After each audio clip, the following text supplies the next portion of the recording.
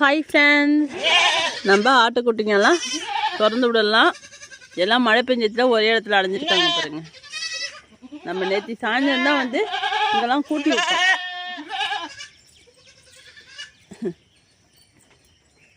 அது கட்டியும் எப்படி ஆக்கி வச்சுருக்காங்க பாருங்க. நேற்று 5:30 மணிக்கு தான் சாயந்தரம் கூட்டினேன். என் பால்காரி தாங்க என்ன பண்ணுது, என் பால்காரி அக்காவும் வேண்டிப்பட்டோ. அக்காவும் தங்கச்சி என்ன பண்ணுறீங்க? இப்போ தான் இறங்குறீங்களா கீழே?